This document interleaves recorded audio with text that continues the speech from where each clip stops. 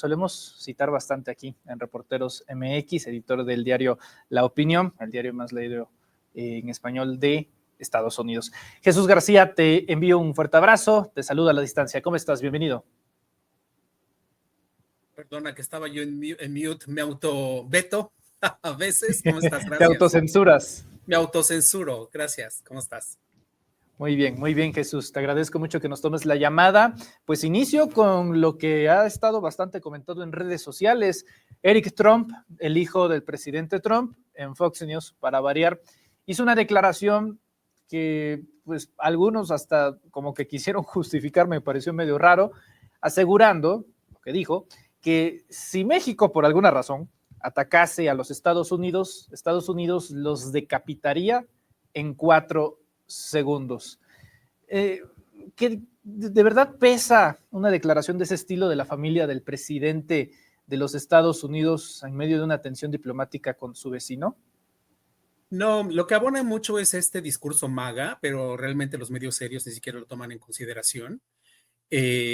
Porque, bueno, como bien has dicho, Eric Trump, pues, no lo digo yo, se cita de esa forma en varios medios en Estados Unidos, es digamos, el menos brillante de los Trump políticamente hablando, no tiene un bagaje político importante o de peso realmente, no es un personaje que la gente realmente siga, pues, o que tenga esa popularidad que su padre, hay que reconocerlo, carga debido al trabajo que ha realizado y la eficaz campaña de comunicación que tiene, es una cosa que yo siempre he destacado, pero los hijos siempre son como rémoras de algún modo, ¿no? Donald Trump Jr. es como el más cercano por ser el primogénito y pues bueno, Ivanka está retirada básicamente, ¿no? De la esfera pública y política, y en el caso de Eric Trump, pues ha querido como subirse, pero simplemente no tiene, digamos, esa simpatía o esa empatía que podría generar entre los votantes. Lo que señala, evidentemente, abona mucho a quienes son como de algún modo enemigos casados de México, en este caso, ¿no? Señalar de algún modo que eso les puede funcionar dentro de sus argumentos. Pero hay un aspecto que se le olvida a Eric Trump y a la gente que lo asume de ese modo. México no es un país, y yo lo escribí en un tuit, no es un país depredador, no es un país que invada a otros países o que la política exterior de México sea en ese sentido. O sea, México busca acuerdos con amigos, con naciones, y eso es parte de su política diplomática, eso está en la Constitución mexicana, creo, no solamente con este gobierno, con los anteriores gobiernos incluso, es una política que se establece como tal, o sea, no es un país que esté buscando invadir algún país latinoamericano, por ejemplo, u otra nación, o intentando establecer una zona militar en cualquier estado. Entonces, México, incluso el ejército mexicano tiene un principio más bien de servicio y de trabajo en seguridad en ciertas áreas, como lo hemos visto en crimen organizado específicamente, lo vimos más y es muy criticado por esa parte, por supuesto, es un análisis un poco distinto, pero no es que utilice su ejército para intentar, digamos, atacar a otras naciones. Entonces, realmente está muy fuera de contexto, habla de una gente más bien ignorante de una política exterior, en este caso de México. Jesús, desde México justamente se quiso utilizar esta salida repentina del presidente Trump del G7, claro, por parte de sectores opositores de nuestro país, sectores opositores al gobierno mexicano, que era un desplante o un desaire a la presidenta Sheinbaum. ¿De verdad es tan importante la presidenta Sheinbaum para que Trump viaje a Washington, D.C. y deje todo el G7 con tal de no reunirse con ella, como aseguran algunas voces de medios de comunicación y algunos políticos aquí en nuestro país? Jesús. Pues mira, yo creo que la respuesta está en las semanas en que se tardó en preparar esa reunión, esa cumbre que podía haber existido en Canadá. Y bueno, para nadie es secreto lo que está ocurriendo en Medio Oriente, y Estados Unidos tiene un papel fundamental en lo que ocurre en Irán y con Israel, siendo Israel el principal socio de Estados Unidos en Medio Oriente y bueno, aliado político y aliado militar. Entonces, lo que está ocurriendo en Medio Oriente evidentemente pues le importa en este momento, le llama más como es una prioridad más bien para el gobierno estadounidense en este momento. Eso no significa que otros diálogos que tienen con otras naciones no lo sea. Y en este momento, la relación con México, yo la definiría que va, digamos, ha agarrado un buen ritmo, ¿no? Obviamente hay diferencias, pero ha agarrado un buen ritmo, que evidentemente las negociaciones pueden seguir avanzando y la reunión que era importante para afianzar esas alianzas que se están teniendo, esos nuevos acuerdos en seguridad, en inmigración y en acuerdos comerciales, que son los tres grandes temas sobre los que trabaja México y Estados Unidos, pues les hubiera podido, como digamos, establecer un acuerdo mucho de mayor largo plazo. Eso no significa que no lo puedan lograr. Lo que puede existir más adelante es una reunión muy posible entre la presidenta Claudia Sheinbaum y el secretario de Estado Marco Rubio, algo que ya se había establecido de algún modo para afianzar justamente estos acuerdos y además de otros personajes de alto nivel del gobierno estadounidense. Es interesante que estaba escuchando justo las preguntas que tú realizaste durante la conferencia de prensa de la presidenta Sheinbaum y este interés de incluso de puertas abiertas de invitar al presidente Trump, lo cual sería realmente histórico y complicado, debería decirlo, también debido a la situación migratoria que ocurre en los Estados Unidos. Habría ahí hay que ver cómo los mexicanos inmigrantes lo verían, por ejemplo, en este caso. O sea, hay muchos elementos ahí en juego, pero lo que aquí destaca es justamente este diálogo abierto que mantienen ambos gobiernos y sobre todo la conversación directa que la presidenta mantiene con el presidente Trump.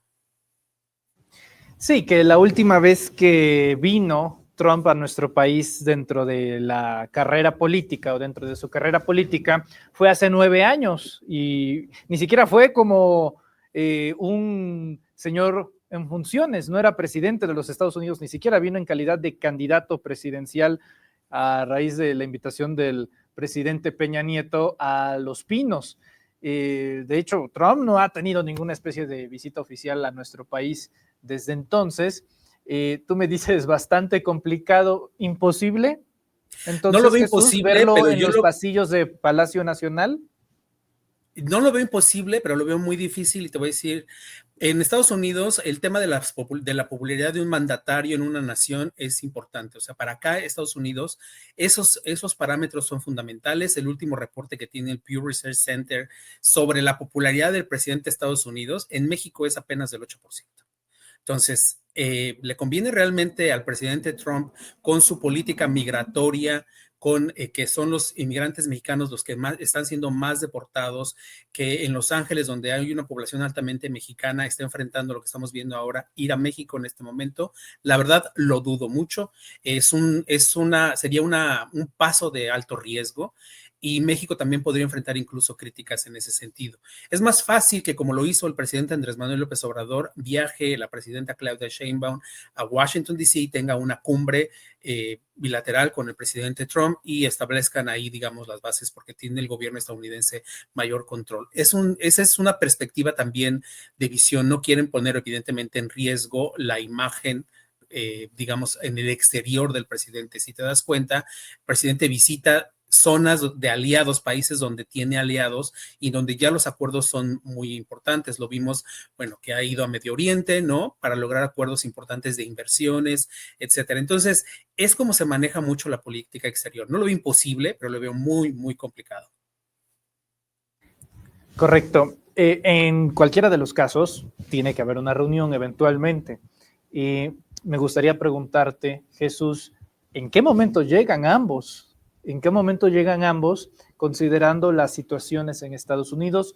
No sé si sigan con la misma vigorosidad las manifestaciones que hemos visto estos últimos días actualmente en Los Ángeles, California, en otros puntos de los Estados Unidos. ¿Qué tan vivo está ese movimiento antirredadas que se está produciendo en los Estados Unidos? Y sobre todo, pues en un contexto donde se está atacando a México desde varios frentes, Jesús, desde algo como el gusano barrenador, luego pasa por los aranceles, luego pasa por la fiscalización de visas, ahí tienes al vicecanciller Landau checando qué tuitea cada mexicano para saber si es admitido o no a los Estados Unidos. En cualquiera de los casos se van a tener que reunir. ¿Cómo llega cada presidente a ese encuentro? Que lo mejor es que se diera lo más pronto posible. Sí, fíjate que por lo que escuché la presidencia, y voy a responder en varios aspectos, por lo que escuché la presidenta Sheinbaum, realmente para ella no parece como una prioridad o súper necesario una reunión uno a uno en persona. O sea, sí es importante, pero no lo ve como algo realmente súper urgente. Obviamente ella diplomáticamente establece esta invitación, lo cual es importante. No ha habido una invitación formal por parte de Estados Unidos, o al menos que conozcamos abiertamente que haya habido para que la presidenta viaje a los Estados Unidos.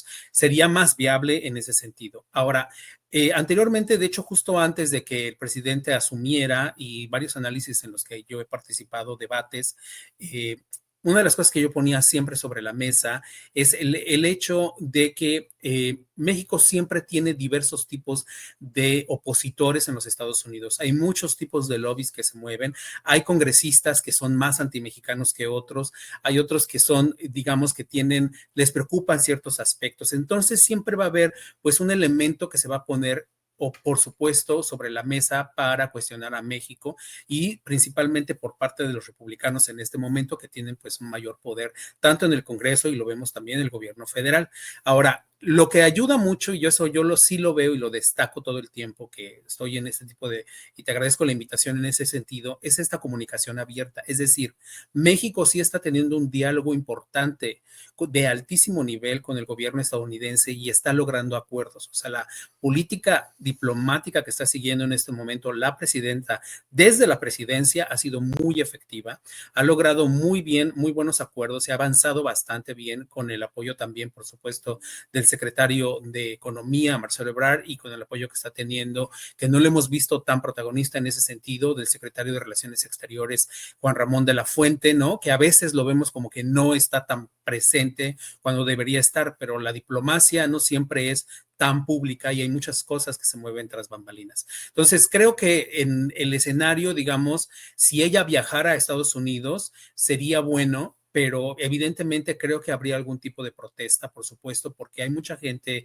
muchos inmigrantes que están más allá de molestos, están tristes de algún modo porque es un ataque directo a sus familias. Hay muchas organizaciones civiles que se han dado cuenta de cómo, pues evidentemente están siendo atacadas los inmigrantes con pues deportaciones, operaciones indiscriminadas, como se les describe, ¿no? Básicamente, hoy justamente vimos un reporte de cómo ICE operó en un hipódromo, que allá hay muchos inmigrantes indocumentados y detuvo a 80 personas en Luisiana, por ejemplo. Y solamente para entender cuál es el tipo de operaciones que está haciendo de esas 80 personas, solamente 2 tienen historial criminal. O sea, los demás solamente se detuvieron porque son inmigrantes indocumentados. Y esa es la política que está siguiendo el gobierno estadounidense.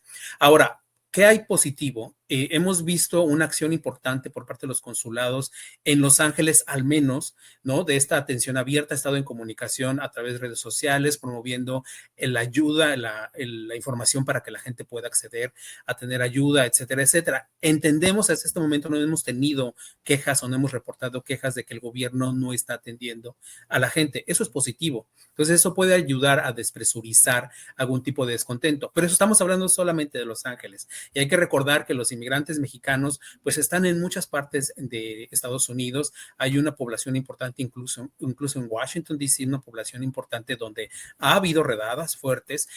También en Maryland, por ejemplo, que es muy cerca y que se pueden transportar muy fácilmente. Si quisieras hacer, por ejemplo, alguna protesta. En Washington también se podrían transportar muy fácilmente. Entonces, la situación es compleja, pero yo creo que en todo sentido es positiva para México si se establece esta relación, esta cumbre binacional, ¿no? Uno a uno.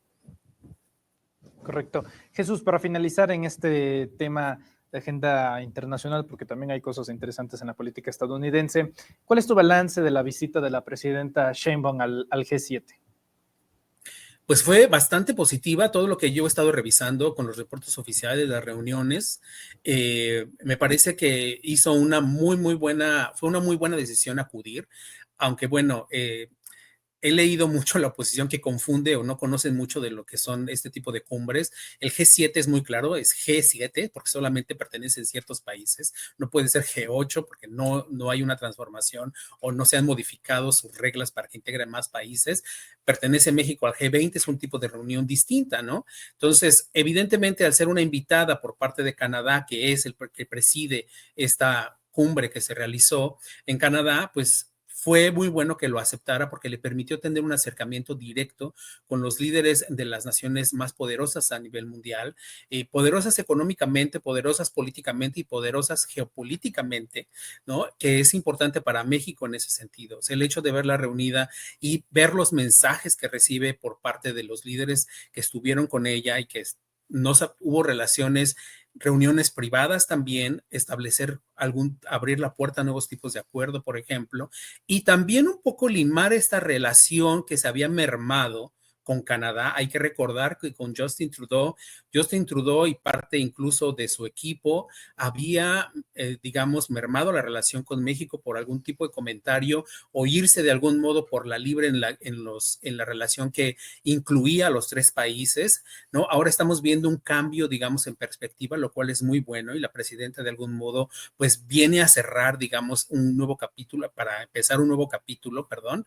O sea, cierra capítulo con Justin Trudeau y abre uno nuevo en la relación con Canadá de una manera directa, y me parece de un respeto distinto al que se estaba teniendo. Entonces, en términos generales, me parece que todo ha sido positivo para ella.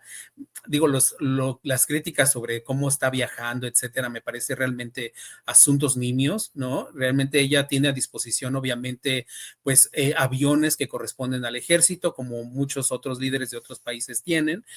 Si hicieran un análisis cómo viajan incluso, por ejemplo, el líder de China, se sorprenderían de cuánto invierten realmente, por ejemplo, en su avión y los cambios que tienen que hacer, etcétera, etcétera. Además de que contamina muchísimo menos un avión que lleva 140 pasajeros que uno que lleva nada más 12, en bien de la seguridad nacional, de lo que sea que signifique eso. Jesús García, para finalizar, ¿qué onda con Tucker Carlson, que puso bastante nervioso a Ted Cruz, correcto? Quien en entrevista, hay un momento bastante interesante, tengo entendido que se va a liberar por completo hoy. Ya está, la entrevista está muy buena.